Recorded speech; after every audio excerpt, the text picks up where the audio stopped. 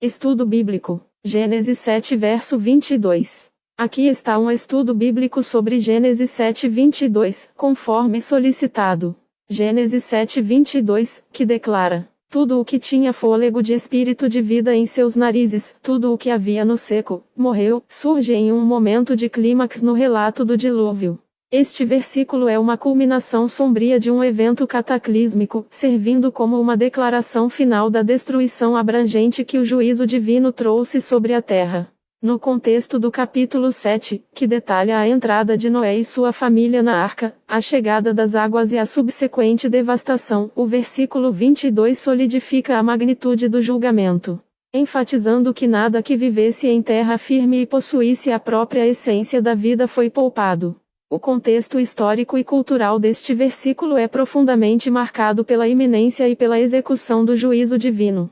O capítulo 7 descreve a obediência de Noé às instruções de Deus, a seleção cuidadosa dos animais, a entrada na arca e o fechamento da porta por Deus. A descrição das fontes do grande abismo se rompendo e as janelas dos céus se abrindo, juntamente com a chuva incessante por 40 dias e noites, pinta um quadro de uma catástrofe sem precedentes. A menção à idade de Noé, 600 anos, e aos detalhes sobre quem entrou na arca, sua família e os animais em pares, sublinha a gravidade e a especificidade do plano divino para preservar a vida. O versículo 22, portanto, não é um evento isolado, mas a consequência direta e inevitável da desobediência e da corrupção que levaram Deus a decidir purificar a terra. Do ponto de vista da teologia protestante trinitária, Gênesis 7, 22 é uma poderosa demonstração da santidade e da justiça de Deus, bem como de sua soberania sobre toda a criação. O fôlego de espírito de vida, Neshamat Ruach Shaim, é um eco da própria ação criadora de Deus, como visto em Gênesis 2:7, onde Deus sopra o fôlego de vida no homem. A morte de tudo o que possuía esse fôlego no seco representa a remoção da vida que Deus mesmo concedeu, como um ato de juízo contra o pecado que havia corrompido a humanidade e o mundo. Para os crentes contemporâneos, este versículo serve como um lembrete solene da realidade do pecado e de suas consequências devastadoras, mas também da fidelidade de Deus em preservar uma linha de redenção através de Noé e sua família. Ele nos chama a refletir sobre a importância de viver em obediência a Deus, reconhecendo que Ele é o Senhor da vida e da morte, e que seu juízo é justo. A preservação de Noé e sua família na arca prefigura a obra redentora de Cristo, através de quem a vida eterna é oferecida aos que creem. Referências cruzadas. Gênesis 2:7. E formou o Senhor Deus o homem do pó da terra, e soprou-lhe nas narinas o fôlego de vida, e o homem foi feito em alma vivente. Esta referência é fundamental para entender o significado de fôlego de espírito de vida em Gênesis 7:22. Assim como Deus deu a vida ao homem soprando o fôlego de vida, o dilúvio representa a remoção desse mesmo fôlego de vida de toda a criação terrestre. Isso realça a soberania de Deus sobre a vida e a morte, e a magnitude do juízo que ele trouxe. Apocalipse 21:1. E eu vi um novo céu e uma nova terra, porque já o primeiro céu e a primeira terra passaram, e o mar já não existe. Este versículo do Novo Testamento oferece uma perspectiva escatológica que se conecta com o juízo do dilúvio. Assim como o dilúvio foi um ato de purificação para criar uma nova ordem, o novo céu e a nova terra representam a purificação final e eterna de toda a criação por Deus. A destruição em Gênesis 7:22 aponta para a promessa de uma nova criação onde o pecado e a morte não terão mais domínio, reforçando o tema da redenção e da restauração divina. Estudo bíblico. Eclesiastes 12 verso 7, Almeida Revista e Corrigida, 1969. Introdução. Eclesiastes 12:7, a culminação da reflexão poética sobre a inevitabilidade da morte e a futilidade da vida terrena sem Deus, apresenta uma visão sóbria da dissolução do ser humano.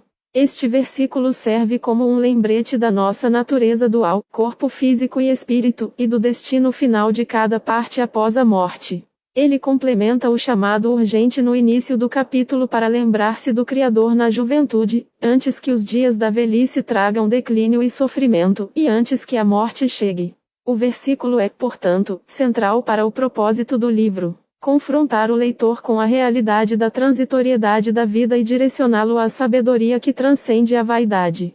Contexto histórico. O livro de Eclesiastes, tradicionalmente atribuído ao rei Salomão, ainda que debatido, reflete sobre a experiência humana de uma perspectiva de sabedoria. A linguagem utilizada em todo o capítulo 12, com suas metáforas sobre o envelhecimento e a decadência física, tremer dos guardas, curvar dos homens fortes, descreve um declínio gradual, preparando para a declaração final da morte. O contexto cultural, presente em todo o livro, revela uma sociedade onde se buscava significado na sabedoria, prazeres e trabalho, mas o autor demonstra que tudo isso é vaidade, vaidade de vaidades, tudo é vaidade, sem a consideração de Deus. A referência ao pó remete a Gênesis 2:7, onde Deus forma o homem do pó da terra, conectando o fim da vida ao seu início. A insistência do autor na vaidade ressalta que, sem a perspectiva de Deus, todas as conquistas e prazeres são passageiros e vazios. Interpretação teológica. Eclesiastes 12:7 afirma uma verdade fundamental sobre a natureza humana. Somos compostos de matéria física, pó, e um princípio vital, espírito, que é um presente de Deus. A frase "o pó volte à terra", como era, confirma a decadência física, o retorno ao estado original. Em uma perspectiva protestante e trinitária, a alma ou espírito do homem é imortal e retorna a Deus, que o deu. Isso não significa necessariamente salvação universal, mas que o espírito, a essência da pessoa, presta contas a Deus. Este versículo nos lembra da nossa responsabilidade perante o Criador. A imortalidade da alma, presente em outras passagens bíblicas como Lucas 23:43, a promessa de Jesus ao ladrão na cruz, e Filipenses 1:23, o desejo de Paulo de estar com Cristo após a morte. Ressalta a importância de buscar a reconciliação com Deus através de Jesus Cristo durante a vida terrena. Para o crente, este versículo não é apenas uma declaração sobre a morte, mas um lembrete do destino eterno com Deus, conforme prometido nas Escrituras. A aplicação para o crente contemporâneo reside na busca por viver uma vida que glorifique a Deus, utilizando os dons e talentos que Ele nos concedeu, reconhecendo que tudo o que temos vem dele e a Ele retornará. Isso motiva a viver com propósito, justiça e amor, investindo em coisas eternas em vez de buscar apenas a satisfação passageira dos prazeres terrenos. Veja as referências. Gênesis 2:7. E formou o Senhor Deus o homem do pó da terra, e soprou em seus narizes o fôlego da vida. E o homem foi feito alma vivente. Este versículo de Gênesis estabelece a origem do homem como uma criação de Deus a partir do pó, infundido com o fôlego da vida. Eclesiastes 12:7 ecoa este tema, revertendo o processo ao declarar que o pó retorna à terra, sua fonte original. Essa conexão enfatiza a dependência total do homem em relação a Deus para a própria existência. O homem não criou a si mesmo, e não é autossuficiente. Sua existência é um presente de Deus e depende completamente dele. 2 Coríntios 5:1. Porque sabemos que, se a nossa casa terrestre deste tabernáculo se desfizer, temos de Deus um edifício, uma casa não feita por mãos, eterna, nos céus. Paulo aqui fala da esperança do crente em uma morada eterna com Deus após a morte do corpo físico. Este versículo oferece uma perspectiva otimista sobre o destino final, contrastando com a visão mais sóbria de Eclesiastes. Embora Eclesiastes enfatize a vaidade da vida terrena e o retorno do corpo ao pó, 2 Coríntios assegura que os crentes têm uma promessa de uma nova vida com Deus na eternidade. Essa conexão sublinha a esperança cristã na ressurreição e na vida eterna, proporcionando conforto e esperança em face da morte.